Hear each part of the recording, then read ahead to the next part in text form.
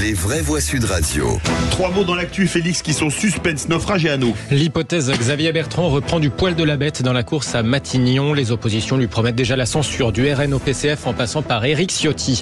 Au moins 12 migrants viennent de périr dans la Manche au large de Boulogne-sur-Mer. Leur bateau de fortune s'est disloqué alors qu'ils tentaient de rallier l'Angleterre. Et puis la Tour Eiffel, elle était là bien avant les Jeux Olympiques, répondent beaucoup de Gaulois réfractaires à la maire de Paris qui envisage de conserver les fameux anneaux sur le monument après la fin des Jeux. Les vraies voix Sud Radio. Habemus primum ministrum. Ah non, pas encore, pardon, je m'emballe. Pas de fumée blanche du côté de l'Élysée ni de Matignon. On n'ose plus dire que c'est imminent.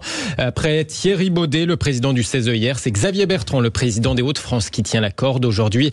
Emmanuel Macron teste l'hypothèse auprès de ses différents interlocuteurs.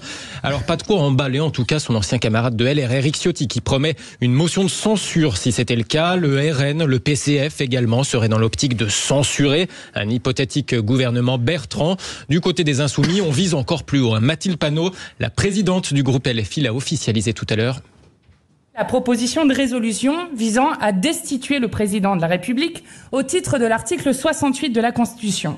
Il est clair aujourd'hui, je crois, pour l'ensemble du pays, que Emmanuel Macron est non seulement le point de blocage, mais aussi la raison pour laquelle nous n'avons pas de gouvernement et l'agent de perturbation du bon fonctionnement démocratique des institutions. L'agent de perturbation, rien de moins. Alors l'article 68 de la Constitution qui prévoit la possibilité pour le Parlement constitué en haute cour de destituer donc le président de la République en cas de manquement à ses devoirs, je cite, manquement manifestement incompatible avec l'exercice de son mandat. Une petite réflexion. Juste un mot sur Xavier Bertrand. Moi je trouve que le RN, s'il était Premier ministre, aurait tort de le faire, de le censurer, mais quand on voit la manière dont l'excellent Xavier Bertrand, politiquement je le trouve valable, a traité tout au long le RN, au-delà même de la contestation politique, mais d'une manière insultante, je comprends que le RN soit réticent. Mickaël Sadoun.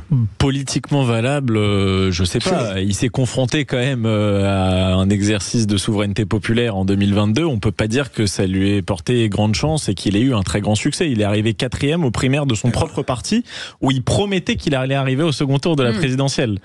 Et je le trouve pas politiquement valable. Après, il plaît à certains milieux de pouvoir. Mon cher Mickaël, quand il était ministre. Mais bon, pardon. En tant que ministre du Travail. Allez, les amis, on y va. Un petit mot rapide. Un petit mot rapide. Écoutez, lors d'un précédent numéro des Vraies Voix, il fallait faire un pronostic. J'avais proposé Xavier Bertrand. Donc je me réjouis de ce talent de prophète, pour le coup. Est-ce que tu as parié de l'argent au moins ou pas? Je me dis que parfois, j'ai tellement raison de vous donner la parole. Deuxième mot, naufrage, Félix, avec un peu plus de sérieux. Au moins 12 migrants viennent de périr dans la Manche. Oui, leur embarcation s'est disloquée au large de Boulogne-sur-Mer tout à l'heure alors qu'ils tentaient de rallier l'Angleterre. Le naufrage a fait 12 morts mais aussi 2 disparus et plusieurs blessés. Donc au moins 12 morts, c'est ce qu'indique le dernier communiqué provisoire encore de Gérald Darmanin, le ministre de l'Intérieur qui annonce se rendre sur place en ce moment même dans le Pas-de-Calais auprès des élus et des secours. 3e mot, anneaux, ceux des Jeux Olympiques et Paralympiques qui s'affichent sur la Tour Eiffel. Oui, la maire de Paris, Anne Hidalgo, les aime tellement, ces anneaux, qu'elle avait publiquement envisagé de les laisser sur place à l'issue des Jeux, sauf que, l'idée n'emballe pas franchement les héritiers de Gustave Eiffel. Pour eux, les JO, c'est sympa, oui, d'accord, mais la Tour Eiffel était là bien avant. Et c'est un peu l'avis, figurez-vous, d'Éric, un jeune retraité de 62 ans. Il est venu tout à l'heure assister à un match de cécifoot dans le secteur du Champ de Mars. Ça a marqué le coup, les anneaux, c'est un peu comme la vasque, c'était hyper beau, hyper important. Maintenant, les garder, je suis pas tellement d'accord, je préfère qu'elle les retire. Ça a été vraiment très fort pendant un mois, maintenant j'ai peur qu'après on s'en lasse, quoi. Les Jeux Olympiques, ça doit passer tous les 4 ans à une autre ville, un autre événement, donc c'était super dans les villes précédentes, ça a été extraordinaire à Paris. Maintenant c'est fini, je pense que ça a été très fort la vasque, les anneaux c'était sympa aussi, mais bon, faut passer à autre chose. Éric, spectateur des Jeux Paralympiques au pied de la Tour Eiffel, au micro Sud Radio de Quentin Gérard. Ah oui, il n'a pas tort, je trouve.